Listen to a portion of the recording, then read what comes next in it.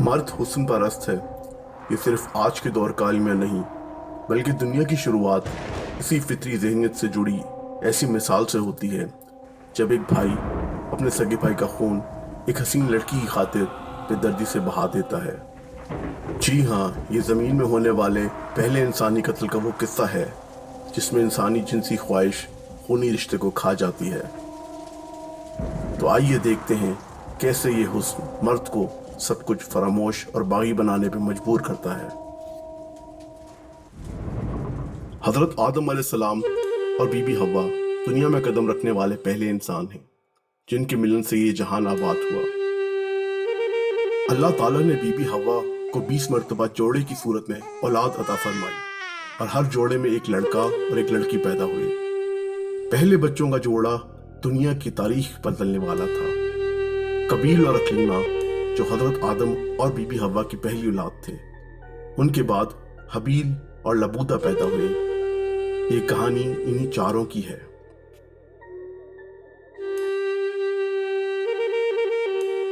वक्त गुजरा, बच्चे जवानी में कदम रखने लगे। मेरी जमीन मेरी जान, आज ये काम पूरा करूंगा। अकलीमा, जल्दी करो काबिल, शाबाश, वरना खाना नहीं मिलेगा। अकलीमा तू रुक जरा, खाना नहीं मिलेगा। कौन नहीं देगा मुझे? काबिल और अकलीमा की बहुत गहरी दोस्ती थी। दूसरी तरफ हाबील और लबूदा इनके बिल्कुल बरक्स थे। शाम हो गई है, घर चलते हैं। बाबा इंतजार कर रहे होंगे। जा रहे हैं। अकलीमा और काबिल भी तो बाहर ही होंगे अभी। आज हमें देर हो गई तो क्या हुआ?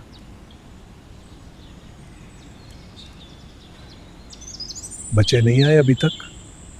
जी बाबा, हम घर आ गए हैं। वो दोनों नहीं आए, मैं बुला कर लाता हूँ। कहाँ हैं ये लोग? कोई फिकार नहीं इनको। अकलीमा! कब दोगे मेरा तोहफा? अकलीमा घर चलो जल्दी।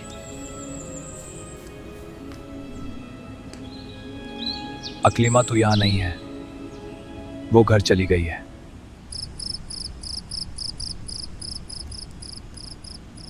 तो अल्लाह ने हजरत आदम अलैहिस्सलाम को हुक्म दिया, अपने पहले पैदा होने वाले बच्चों के जोड़े की दूसरे बच्चों के जोड़े से शादी कर दो। लेकिन एक जोड़ा आपस में शादी नहीं कर सकता, यानी हबील की अकलीमा के साथ और कबील की लबूदा के साथ। हलाल और हराम की हुदूद और तशरीह सिर्फ अल्लाह के हाथ में है। इसलिए इंसानी नस्ल को बढ़ाने के लिए उस दौर में अल्लाह ने यह असूल मुकर्रर किया और बाद में इस अमल को ख़त्म कर दिया गया। कुरान के मुताबिक अल्लाह के इस हुक्म की मुखालफत करने वाला कोई और नहीं, कबील था, जिसको लबूदा में कोई दिलचस्पी नहीं थी। वो अपनी जुड़वा बहन अकलीमा के हुस्न से बहुत मुतासिर था और उसी से शादी करने का ख्वाहिशमंद था। अकलीमा को अल्लाह ने बहुत ज्यादा हुस्न से नवाजा था, जिसका मुकाबला लबूदा नहीं कर सकती थी। अकलीमा, तुम काश में भी तुम्हारी तरह हसीन होती। तुम भी प्यारी हो। यही वजह थी जो कबील को इस हुक्म की नाफरमानी करने पर मजबूर कर रही थी। क्यों बाबा मेरी शादी उससे करना चाहते हैं जो मुझे पसंद नहीं? जिद मत कर मेरे बच्चे, ये अल्लाह का फरमान है। अकलीमा सिर्फ मेरी है। उसकी हसद का यह आलम था कि हबील को अकलीमा के करीब नहीं आने देता। लेकिन हजरत आदम अलैहिस्सलाम अल्लाह का फैसला सुना चुके थे, जो इन भाइयों की दुश्मनी का सबब बना। हबील बहुत ही नेक, साबिर और इबादत गुजार बच्चा था। सादा सी जिंदगी गुजारने वाला एक चेहरावा जो अपने जानवरों की परवरिश में ज्यादा वक्त गुजारता और उनसे होने वाली कमो बेश आमदन से अपना गुजारा करता। और कबील एक किसान था जो अपनी मेहनत और जोरे बाजू को ही अपनी असल कामयाबी का सबब समझता था। तभी वो अल्लाह से दूर अपने खेत खलियानों को ज्यादा वक्त देता और इबादतों से महरूम रहता। और जब कबील ने अल्लाह के हुक्म मानने से सख्त इनकार किया तो हजरत आदम अलैहिस्सलाम अंदर से टूट गए। बेटे की नफ्स से जुड़ी गुलामी उनसे बर्दाश्त न हुई तो उन्होंने कबील को समझाया कि ये रास्ता तुझे तबाही की तरफ लेकर जाएगा। लेकिन कबील ना माना। मजबूरन حضرت آدم علیہ السلام نے اللہ سے دعا کی صورت میں مدد مانگی۔ یا رب آپ ہی فیصلہ کریں، اس معاملے کا کوئی حل بتائیں۔ اور پھر اوپر سے حکم آیا، قابیل اور حابیل اللہ کے حضور اپنی قیمتی چیز کی قربانی پیش کریں گے۔ جو قربانی اللہ کو پسند آئے گی اس کو آسمانی آگ آ کر نکل لے گی، اور ناپسندیدہ چیز زمین کی نظر کر دی جائے گی، مطلب اسے زمین سے نہیں اٹھایا جائے گا۔ ٹھیک ہے بابا، مجھے منظور ہے۔ مجھے بھی منظور ہے اللہ کی شرط۔ اب معاملہ سخاوت کا تھا۔ ان میں سے کون اللہ کے حضور سب سے قیمتی چیز پیش کرنے والا تھا؟ قابیل بہت مالدار تھا، لیکن مذہب سے دوری اس کو شیطانی سوچ اور لالچی انسان میں تبدیل کر چکی تھی۔ بے شمار صحت مند بھیڑ بکریوں اور اناج ہونے کے باوجود اس نے قربانی کے لیے گیہوں کی ایسی کاشت کا انتخاب کیا جسے جانور بھی کھانا پسند نہ کرتے۔ وہ بولا، اچھی فصل رب کے لیے نہیں، یہ سوکھی ہوئی ٹھیک ہے۔ حابیل کے پاس دوسری طرف 2 دمبے تھے، ایک صحت مند اور دوسرا بیمار اور کمزور، لیکن اس نے پھر بھی اللہ کی رضا کے لیے صحت مند جانور کا انتخاب کیا۔ رب سے زیادہ میرے لیے کوئی عزیز نہیں۔ یہ وہی پسندیدہ دمبا تھا جس کو اللہ نے بعد میں جنت کے باغ میں رکھا اور حضرت ابراہیم علیہ السلام کی قربانی کے لیے واپس بھیجا۔ اور آخرکار فیصلے کا دن بھی آ گیا۔ حضرت آدم علیہ السلام نے دونوں بیٹوں کو بلایا اور کہا کہ وہ اپنی قربانیاں پہاڑ کی چوٹی پر پہنچا دیں۔ حابیل نے اپنے دمبے کو پیار کیا اور پہاڑ چڑھنا شروع کیا۔ قابیل نے بھی اپنی سوکھی گیہوں کی پوری اٹھا کر چڑھائی چڑھنا شروع کی۔ آدم علیہ السلام نے آسمان کی طرف دیکھا اور اللہ کے فیصلے کا انتظار کرنے لگے کہ آسمان سے آگ اتری اور سیدھا حابیل کے دمبے کو اپنی لپیٹ میں لے کر واپس مڑ گئی، اور قابیل کی قربانی زمین پر پڑی کی پڑی رہ گئی۔ اللہ نے اسے رد کر دیا۔ قابیل غصے سے چیخا، میں تجھے قتل کر دوں گا۔ تو حابیل نے مطمئن لہجے میں کہا، مگر میرا ہاتھ تیرے قتل کے لیے نہیں اٹھے گا۔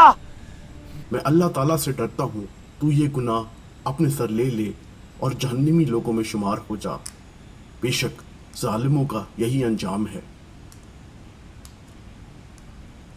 ایک ہی چھت کے نیچے رہنے والے، ساتھ میں کھانا کھانے والے بھائی اب ایک دوسرے سے کتراتے پھرتے جیسے آپس میں کوئی تعلق ہی نہ ہو۔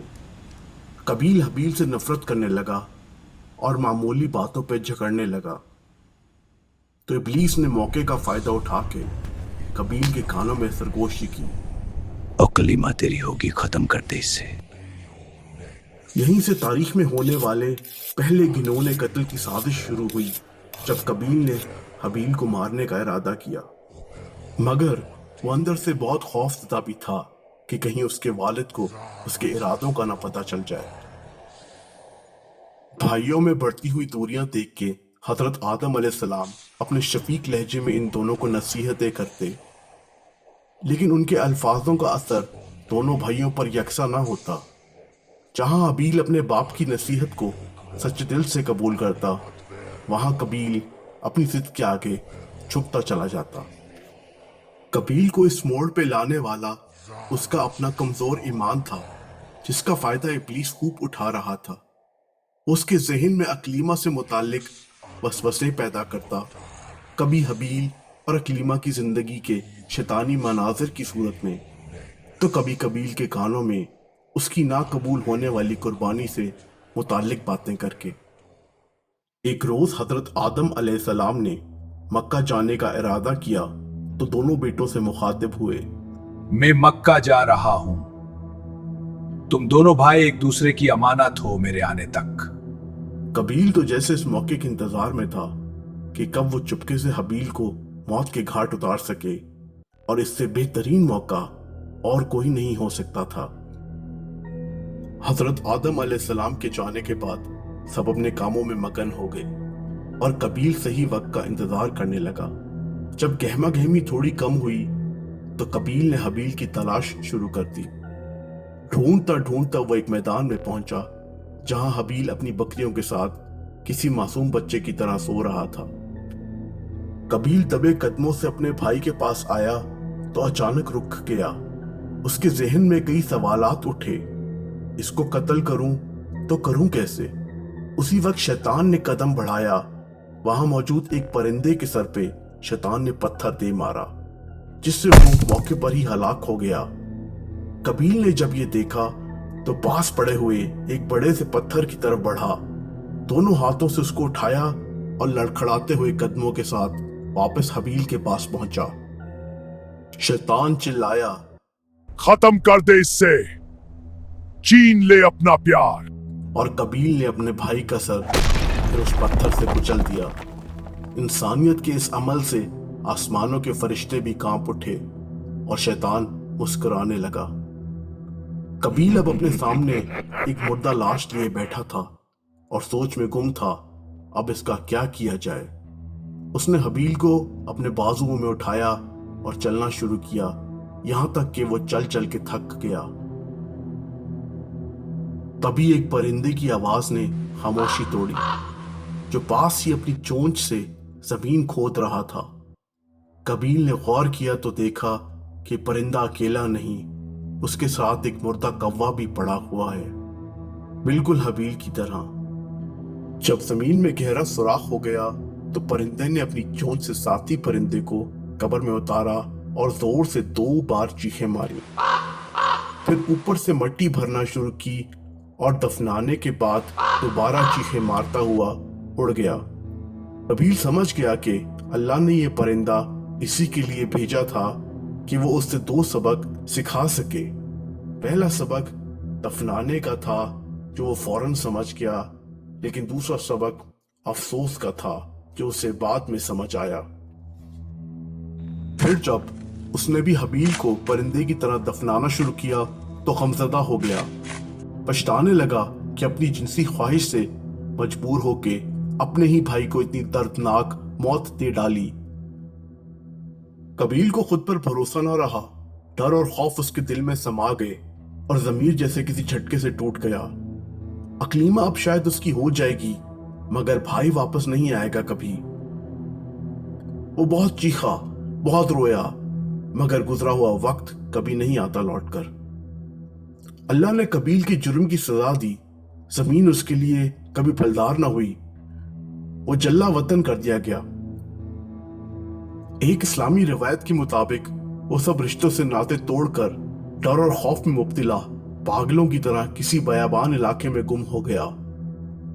और दूसरी रिवायतों के मुताबिक अल्लाह ने उसको कड़ी सजा दी और उसके चेहरे को सदा सूरज की रुख मोड़े रखा, जिसको वो चाहते हुए भी अपनी मर्जी से नहीं बदल सकता था।